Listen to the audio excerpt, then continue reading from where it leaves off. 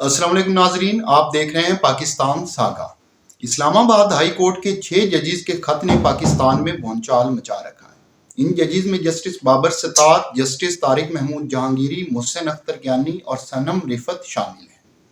ان ججز نے قاضی فائز عیسیٰ جو کہ سپریم جوڈیشل کونسل کے سربراہ ہیں،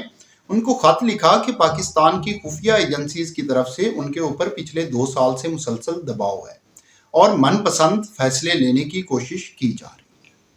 اس خط کے بعد مختلف سیاسی جماعتیں اپنے اپنے حساب سے اور اپنے فائدے کے لیے مختلف پوزیشن لے چکی ہیں اور پورے ملک کے اندر ایک ہجان کی کیفیت برپا ہو چکی ہے۔ اسی خط کے معاملے کے اوپر وزیر اعظم شہباز شریف اور قاضی فائز عیسیٰ کی 2 گھنٹے پر طویل مشتمل ملاقات بھی ہوئی اور پورے معاملے کی مکمل تحقیقات کرنے کے لیے ایک آزاد جوڈیشل کمیشن بنانے کا فیصلہ ہوا۔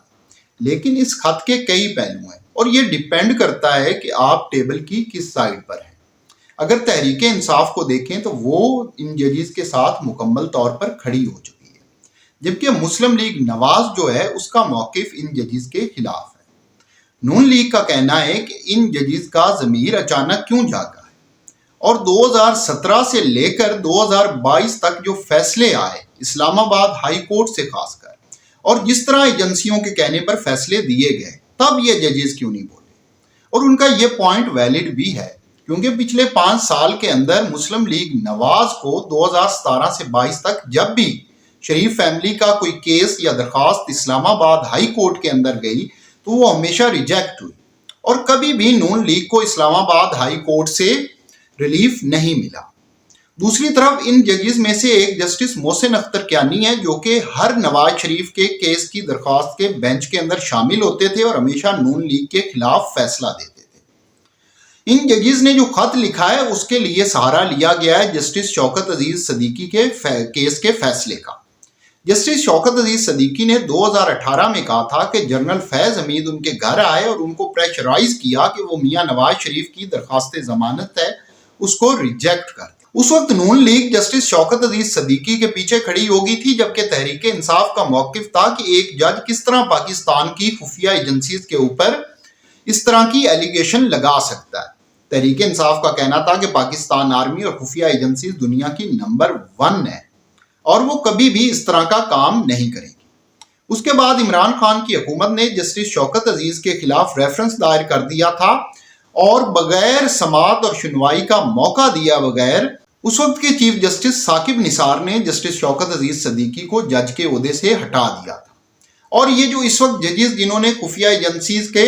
کردار کا ذکر کیا ہے یا اس کیس کا حوالہ دیا ہے، ان میں سے کوئی جج بھی اس کے حق میں نہیں بولا تھا، بلکہ اسلام آباد ہائی کورٹ کے اکثر ججز نے ان کا سوشل بائیکاٹ کر دیا تھا۔ پھر جب گلگت بلتستان کے چیف جج نے اسی طرح کا الزام لگایا کہ ان کے روبرو چیف جسٹس ثاقب نثار نے اسلام آباد ہائی کورٹ کے جج کو فون کر کے نواز شریف کے خلاف فیصلہ دینے کا کہا،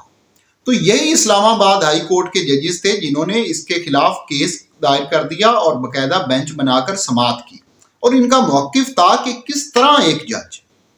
وہ اس طرح کا الزام لگا سکتا ہے۔ اگر اس کو الزام لگانا تھا تو وہ پراپر فورم سے رجوع کرتا، یوں پبلکلی الزام لگانا غلط ہے، جبکہ اب وہی کام ان ججز نے کیا ہے۔ یہ 6 ججز کا کنڈکٹ اتنا بھی اچھا نہیں ہے اور اس میں سے جسٹس بابر ستار اور صنم رفت کو چھوڑ کے باقی 4 جج جو ہیں وہ تحریک انصاف کو ریلیف دینے اور مسلم لیگ نواز کے خلاف فیصلے کرنے کے لیے مشہور ہیں۔ ان 6 ججز پر 4 سوال بنتے ہیں اور موجودہ حکومت ان ججز کے اوپر انہی کی چال الٹنے کا ارادہ کر چکی ہے اور جو اب آزاد جوڈیشل کمیشن بننے جا رہا ہے اس کے اندر ان ججز سے 4 سوال پوچھے جائیں گے۔ پہلا، ان سے پوچھا جائے گا کہ کس کیس کا فیصلہ انہوں نے ایجنسیوں کے دباؤ پر دیا، کیونکہ اپنے خط کے اندر انہوں نے ایسے کسی کیس کا حوالہ نہیں دیا کہ فلاں کیس کے اندر ہم سے فیصلہ جو ہے وہ ایجنسیوں نے زبردستی لیا۔ دوسرا سوال یہ ہے کہ کس افسر نے ان ججز سے رابطہ کیا، کیونکہ خط کے اندر انہوں نے فیض حمید کا ذکر کیا ہے اور ساتھ یہ کہا ہے کہ انہوں نے جسٹس شوکت عزیز صدیقی کے اوپر دباؤ ڈالا تھا، جبکہ اپنے اوپر جو ان کے اوپر جن آفیسرز نے دباؤ اگر ہے اور ڈالا گیا ہے تو اس افسر کا نام انہوں نے مینشن نہیں کیا اور ان دونوں سوال کے اوپر یہ ججز پھنستے نظر آ رہے ہیں، کیونکہ اگر انہوں نے دباؤ کے اندر آ کر فیصلہ دیا ہے تو یہ جج کے کنڈکٹ کے خلاف ہے اور مس کنڈکٹ کے زمرے میں آتا ہے اور انہیں فیصلہ دینے سے پہلے بتانا چاہیے تھا۔ تیسرا، ان سے ریکارڈ مانگا جائے گا کہ پچھلے 5 سال کے دوران اسلام آباد ہائی کورٹ کے ان 6 ججز نے تحریک انصاف اور نون لیگ کے کتنے کیسز سنے، نون لیگ کو کتنا ریلیف دیا اور کتنا ان کے خلاف فیصلے دیے، اور اسی طرح تحریک انصاف کے حق میں کتنے فیصلے آئے اور تحریک انصاف کے خلاف کتنے فیصلے آئے۔ اور اگر اس ریکارڈ کو بھی دیکھا جائے تو ان 6 ججز میں سے کسی نے کبھی بھی نون لیگ کو انصاف یا ریلیف نہیں دیا، اور ان 6 ججز میں سے کسی نے بھی آج تک تحریک انصاف کے خلاف فیصلہ بھی نہیں دیا۔ اگر یہ ججز حق پر ہوتے یا واقعی ان کا ضمیر جاگتا تو ان کو لامحالہ ان آفیسر کے نام بھی لینے چاہیے تھے، جو کہ انہوں نے نہیں لیے۔ دوسرا، انہوں نے جو خط لکھا ہے وہ سپریم جوڈیشل کونسل کو لکھا ہے، اور سپریم جوڈیشل کونسل ججز کے کنڈکٹ کا جائزہ لے سکتی ہے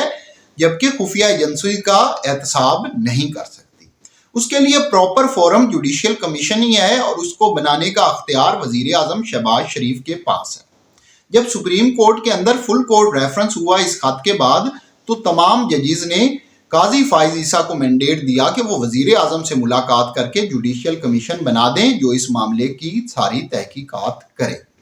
لیکن بادی اور نظر میں اور ان تمام سوالوں کو لے کر صاف لگ رہا ہے کہ تحریک انصاف کے خلاف 9 مئی کے جو فیصلے آنے تھے ان کو ایفیکٹ کرنے کے لیے اور کوئی فیصلہ پی ٹی آئی کے خلاف نہ جائے، انہوں نے آلریڈی فضا بنا دی ہے تاکہ اگر کوئی فیصلہ ان کے خلاف آتا بھی ہے تو کہا جا سکے کہ یہ ایجنسیز کے دباؤ پر ہے۔ بہرحال یہ جج سچے ہیں یا جھوٹے، جو بھی ہے، یوں پبلکلی کسی بھی جج کا خط لکھنا انصاف کے قرین نہیں، اور جتنے بھی ان کے پاس تحریک انصاف کے کیس ہیں وہ دوسری عدالتوں کے اندر شفٹ کیے جا رہے ہیں۔ چاہے پبلکلی شوکت عزیز صدیقی نے الزام لگایا ہو یا موجودہ 6 ججز نے، دونوں ہی غلط ہیں اور دونوں کا ہی فورم درست نہیں ہے۔ لیکن اب ایسا لگ رہا ہے کہ جس طرح سے گورنمنٹ ایکٹیو ہوئی ہے، سپریم کورٹ پاکستان ایکٹیو ہوئی ہے، ان ججز کو لینے کے دینے پڑ سکتے ہیں۔ چینل کو سبسکرائب کر دیجئے اور ویڈیو کو لائک ضرور کیجئے۔